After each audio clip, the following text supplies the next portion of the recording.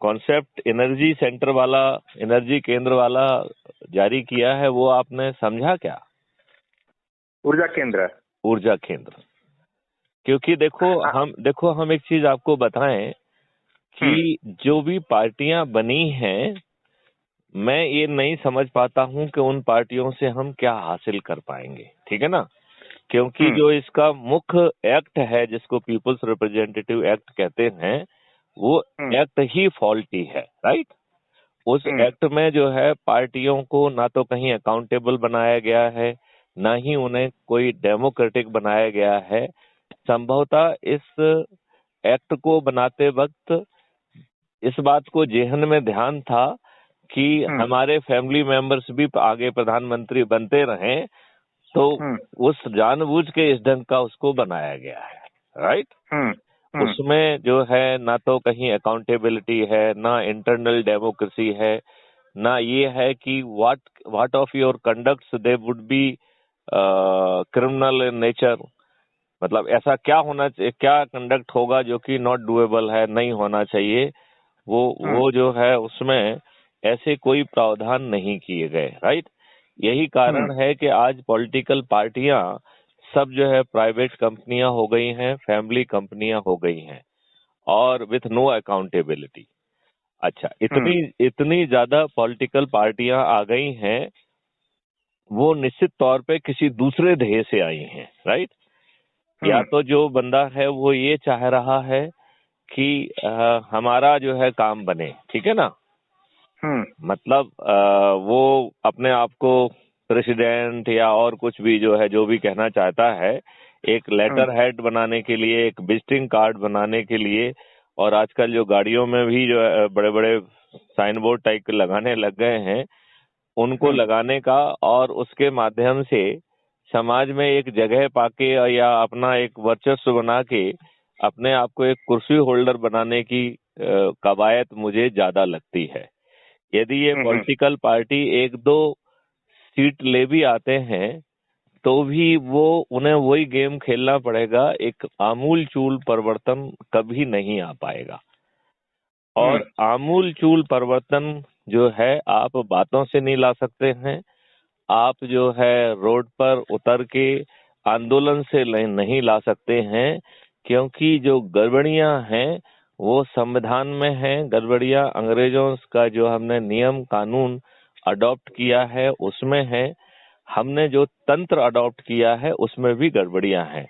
अंग्रेजों ने तंत्र बनाया था जिससे गुलामों पे शासन किया जा सके, राइट? और उनकी कोई अकाउंटेबिलिटी नहीं थी उसमें। यही कारण है न्याय के नाम पर जो है बड़े बड़े अत्याचार हुए, लोगों को, राजाओं को बुला लिया गया और उन्हें फांसी पे चढ़ा दिया गया। अब सरदार भगत सिंह का ही देख लीजिए, एक स्मोक बम फेंका, स्मोक बम फेंकते वक्त तो उसने ये भी बताया कि हम ये बम जो है, पहली बात तो वो स्मोक बम था, कोई उससे मर नहीं सकता था, तो intention of killing was not there, right? दूसरा, उसका इंटेंशन था to attract the attention, right? तो अंग्रेजी साम्राज्य का अटेंशन जो है ना आकर्षित करना था, राइट? तो इन दोनों केस को मिला के ये इतना सीरियस ऑफेंस तो नहीं हो सकता है कि जिसमें किसी को फांसी पे चढ़ा दिया जाए, और वो भी फांसी एक दिन पहले दे दी जाए। ये इस बात को दर्शाता है कि उनका पूरा तंत्र एक ढकोसला था, और वह जो है न्याय का दिखावा करके गुलामों पे शासन करने की एक पूरी रणनीति थी, राइट? उसमें अकाउंटेबिलिटी कहीं नहीं थी। मतलब यदि तंत्र जो है चाकू है और हम भारतीय गुलाम जो है यदि तरबूज हैं, तो तरबूज चाहे छुरी पे गिरे या छुरी तरबूज पे गिरे, कटना तरबूज को है, राइट? लिहाजा जो हमें बहुत ही आमूल चूल परिवर्तन यदि हम नहीं करेंगे, तो ये दिखावी ढकोसले से कोई ज्यादा फायदा नहीं होगा, राइट? जो पार्टियां आएंगी वो अपने हित साधने का काम करेंगी, और दूसरों को जो है ना बदनाम करके, ये करके वो करके, जरूर उनका और राष्ट्रीयता दोनों एक साथ मेल नहीं खाएंगी, क्योंकि उनका political interest is the different thing, right? तो national interest and political interest has become two divergent issue, दो अलग अलग विषय वस्तुएं हो गई हैं। तो इसलिए जरूरी है कि आपने हमारा वो लीफलेट देखा जिसमें हमने क्या हासिल करना चाह रहे हैं उसका पूरा 1 2 3 4 5 दिया है, आपने पढ़ा उसको? 5 सेक्टर ना सर? हाँ, अभी जो है ना दो लीफलेट में है वो, और उसमें ये बताया गया है कि हम क्या हासिल करना चाहते हैं, राइट? तो उसमें हम हासिल करना चाहते हैं जो संविधान में अंतर्विरोध है उसको दूर करना, जो अंग्रेजों के समय के नियम कानून हैं उनको आमूल-चूल परिवर्तन करते हुए भारतीयों के हित के लिए बनाना उसको, ठीक है ना? हेलो? तो भारतीयों के हित के लिए बनाना। फिर जो है आपका पार्टी विहीन प्रजातंत्र लाना, राइट? और ये बहुत ज्यादा संभव है।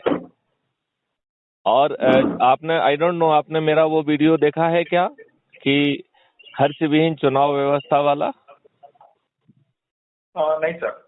उसको देखिए आप वाइस प्रेसिडेंट है भाई, आपको तो प्रेसिडेंट के जो है ना इस तरीके के जो एड्रेस हैं उनको तो आपको ध्यान से देखना ही चाहिए। Which one sir?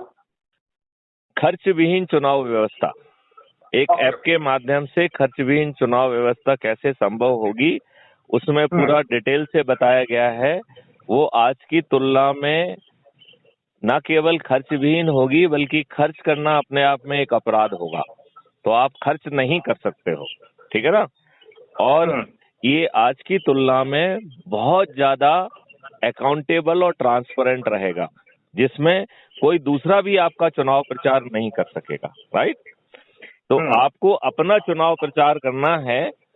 आपके चुनाव प्रचार में कोई गलत चीज है तो somebody can give the counter to your वो, राइट? कि आपने ये तथ्य सही ढंग से नहीं बताया है, राइट? और वो भी that will be submitted through the app to the election commission. Election commission उस पर एक्सप्लोरेशन करके उसे जो है इस तरीके के काउंटर जो पॉइंट्स आए हैं उनको भी ग्रिलिंग सेशन के लिए तैयार करेगा। तो हमने जैसे जूम करिए 4 हमको वीडियो जारी करने का, अपना चुनाव प्रचार के 4 वीडियो जारी करने का हमको मालूम अजूम करिए हक है, राइट? वो video then they will be circulated again and उनके बाद जो है one can there will be a grilling session, right? तो grilling session would be on the basis of your videos, right, जो आपने जारी किए हैं। फिर दूसरा पार्ट ग्रिलिंग सेशन का रहेगा कि आपके वीडियोस के आधार पर यदि कोई काउंटर वीडियो किसी ने दिया है, राइट, मतलब आपने वो क्लेम करने की कोशिश की है जो आप हैं ही नहीं, राइट? तो काउंटर जो है क्लेम कुड कम, और वो काउंटर क्लेम का जो है there will be kind of a election commission will go into detail, और उसको जो है वो एक ग्रिलिंग सेशन के लिए अबाउट द काउंटर फैक्ट्स करके आएगा, राइट?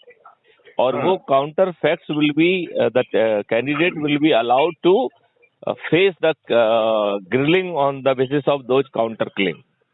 मतलब जो वो कह रहा है कि मैं तो बड़ा महान हूँ और सामने से फैक्ट कुछ दूसरे आ रहे हैं, तो उनको दिखाया जाएगा और फिर आपको जवाब देना होगा कि हमने जो है हमारा मतलब ग्रिलिंग सेशन में हमें ये बताना पड़ेगा कि काउंटर क्लेम में आप कहाँ स्टैंड कर रहे हैं, राइट?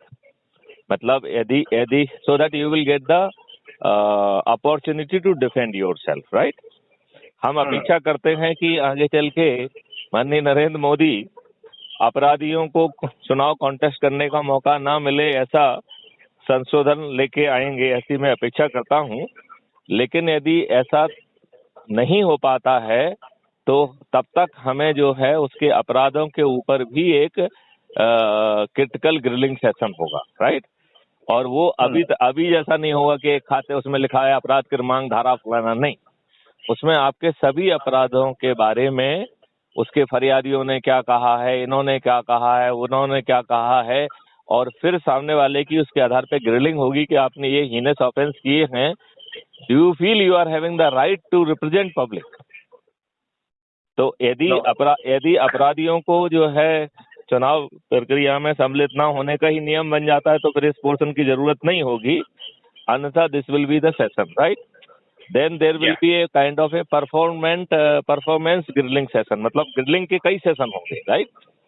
और जो परफॉर्मेंस ग्रिलिंग सेशन रहेगा, यदि आप पहले मेंबर ऑफ पार्लियामेंट रहे हैं और मेंबर ऑफ लेजिस्लेटिव असेंबली रहे हैं, तो उस समय आपका क्या क्या परफॉर्मेंस रहा, उसकी क्लिप्स के आधार पर आपकी पहले उनको दिखाया जाएगा। और इन सबको तैयार करने की एक स्पेशल ड्यूटी रहेगी इलेक्शन कमीशन की। यदि उसमें से कुछ पार्ट मिसिंग रहा तो election commission will be held responsible for not doing it, and that may become even the disqualification to continue in the election commission. मतलब क्योंकि नहीं तो हमारे दुष्ट लोग तो इसी में फेवर करने लग जाएंगे, राइट?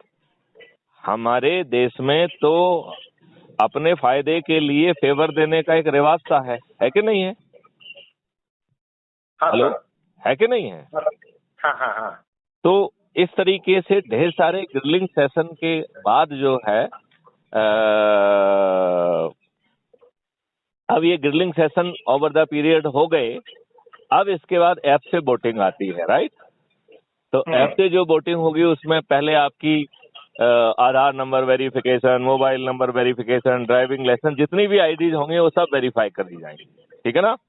और उनको मैप किया जाएगा और फाइनली जो है आपके अकाउंट से ₹1 डिडक्ट होगा। जब आपके अकाउंट से ₹1 सक्सेसफुली डिडक्ट हो जाएगा तब ऐप वेरीफाई करेगा, mister so and so your identity is here bye verified. Okay, तो अब आइडेंटिटी हो गई कि भाई जो है मिस्टर हरीश जो है is the person who is जो कि वोटिंग के लिए जा रहे हैं, राइट? फिर इसके बाद जो ये ग्रिलिंग के सेशन के वीडियोज हैं, नहीं, इसके पहले जो है देयर विल बी 2 टेस्ट। एक तो टेस्ट ये है कि आप आइसोलेशन में हैं, ठीक है ना? मतलब जब आप वहाँ पे बैठे हुए हैं तो आप जो है किसी और कोई आपको वहाँ प्रभावित करने के लिए नहीं है, आप एक आइसोलेशन में हैं, राइट? तो आपको अपना कैमरा घुमा के ऐप को संतुष्ट करना पड़ेगा कि you are in isolation and there is nobody else is present for to influence you, right? फिर तीसरा जो काम ऐप करेगा वो जो है थ्रू वेरियस टेस्ट, वो ये आइडेंटिफाई करेगा कि आप कहीं लिकर, ड्रग या और किसी प्रभाव में तो नहीं है, और उसके साथ में वो ये भी वेरीफाई करेगा कि कहीं आप किसी थ्रेट में तो नहीं है। क्योंकि हम लोग तो वो दुष्टता भी कर सकते हैं ना कि आप किसी के बच्चों को किडनैप कर लें, ये कर लें, वो कर लें, और उस डर के पॉइंट पर जो है उससे जो चाहे वो वोटिंग कराएं, राइट? हम लोग उस एक्सट्रीम तक जाने वाले लोग हैं, तो हमें अपने ऐप में वो उस एक्सट्रीम तक की व्यवस्थाएं करना चाहिए जिससे कि कोई यदि उस एक्सट्रीम तक भी जाता है तो गड़बड़ी ना कर पाए। यदि ऐप ये डिटेक्ट कर लेता है कि आप भय में हैं तो वो भय का कारण पहले मालूम करेगा, और उसके बाद यदि उसमें कोई कॉग्निजेबल ऑफेंस बनेगा तो वो कायम कराएगा जिसने भय कारित किया है, राइट? और आपको कुछ समय तक क्वारंटाइन कर देगा जिससे कि आप जो है जब भय के बाहर आ जाएं तब आप वोटिंग कर पाए। तो जब यदि आप ये सब टेस्ट में पास हो जाते हैं then it will say a now you are eligible to vote, but before that you have to be a informed voter, right?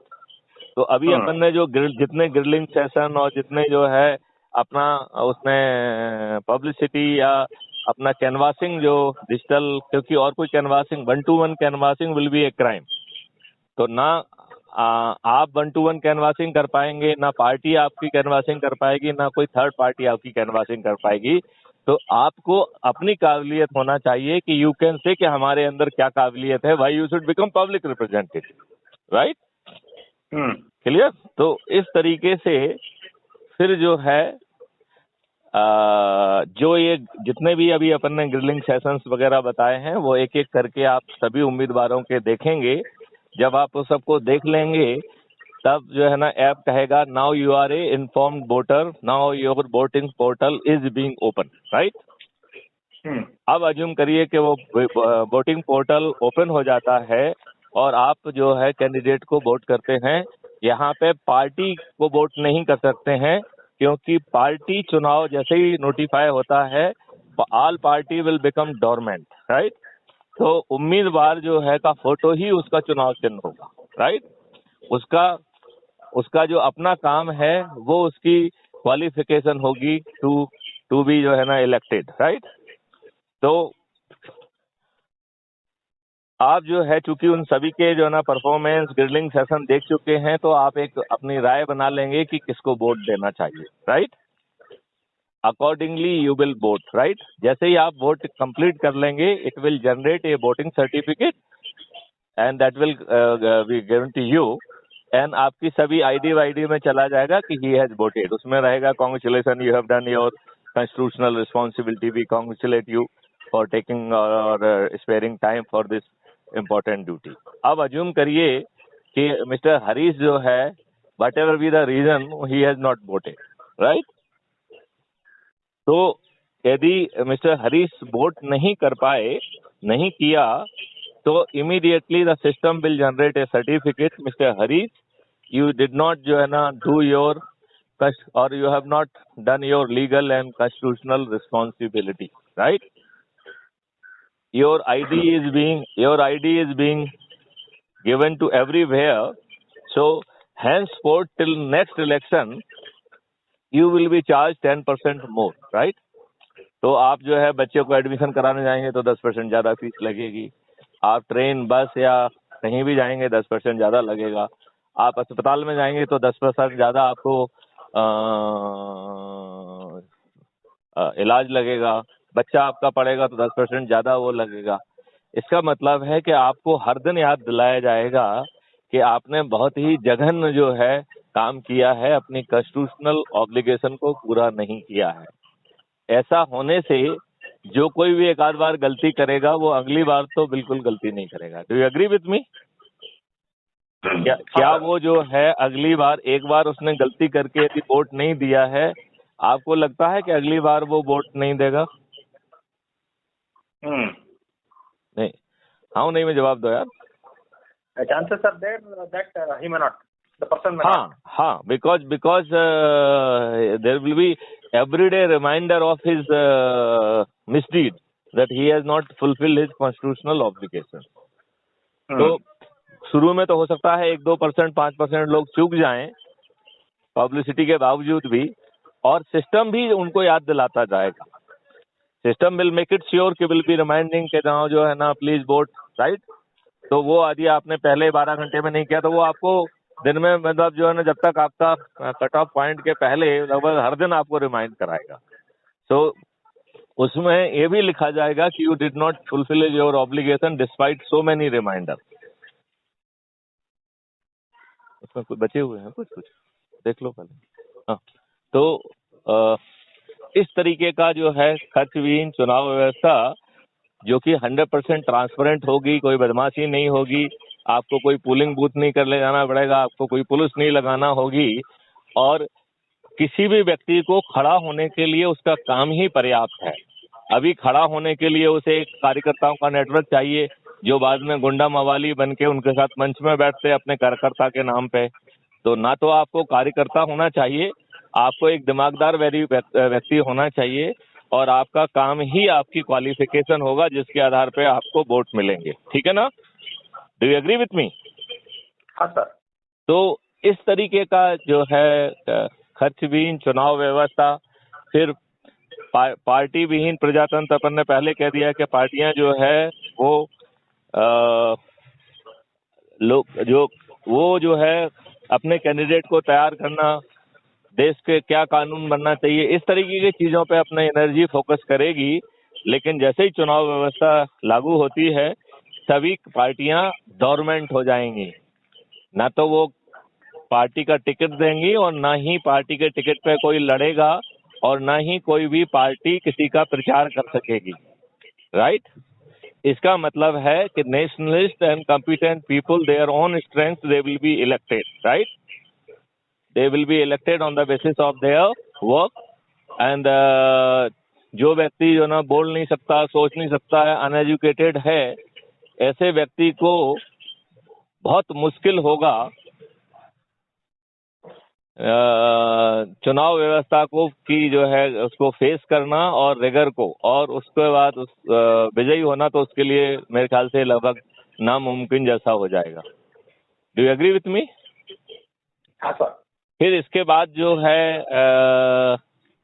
हमें साइबर क्राइम फ्री भारत पहले चाहिए, तो वो बहुत आसान काम है।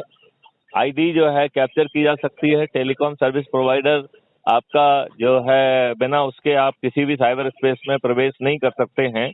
तो जो भी हैपनिंग हो रही है उस पैकेट में आपकी आइडेंटिटी में, और वो भी 2 पार्ट में रहेगी, fix identity as well as the volatile identity. तो वोलेटाइल आइडेंटिटी में आपका IP address and other details will come including your location and other details, right? ये आपके कम्युनिकेशन पे बैठेगा। इट मीन्स जो भी क्राइम कर रहा है उसकी आईडी इज नॉन, राइट? अब जो है there could be the software at the back end कि जैसे ही आप किसी चीज को सस्पिशियस मानते हैं, जैसे ही आपने बटन दबाया, that software will start recording everything along with the date, time and location, will encrypt it and lock it with the hash value, right?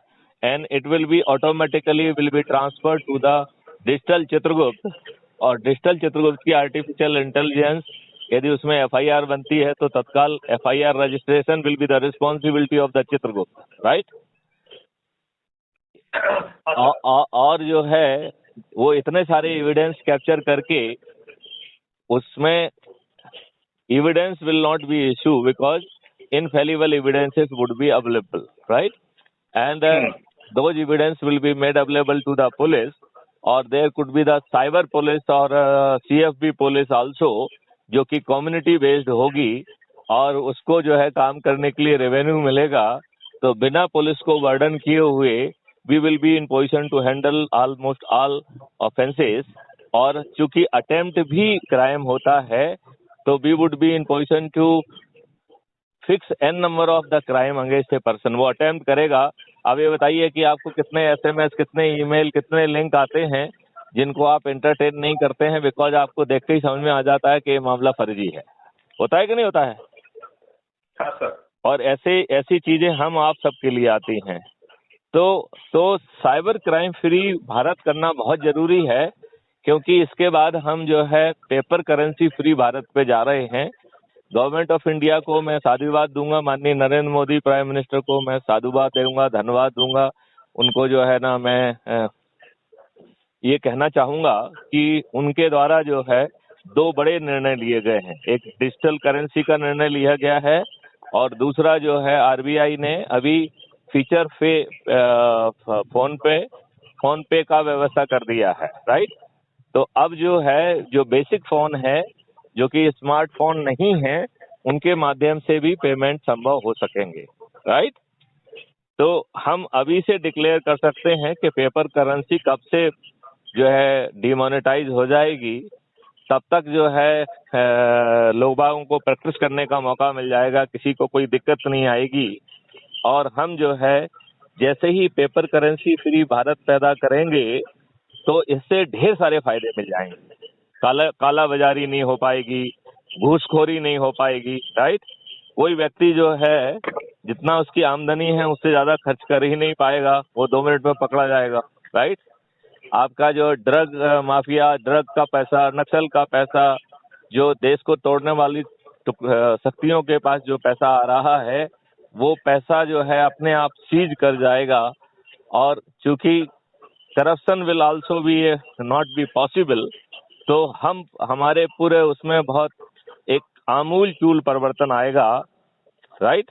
और इसके बाद नेक्स्ट स्टेप में हम टैक्स फ्री भारत के लिए जा रहे हैं, राइट? तो ना तो इनकम टैक्स होगा, ना कस्टम टैक्स होगा, केवल एक ट्रांजैक्शन फीस होगी 2% की, और उसके माध्यम से आज जो पैसा हमको मिल रहा है उसका 10 टाइम ज्यादा पैसा जो है गवर्नमेंट ऑफ इंडिया के पास आएगा।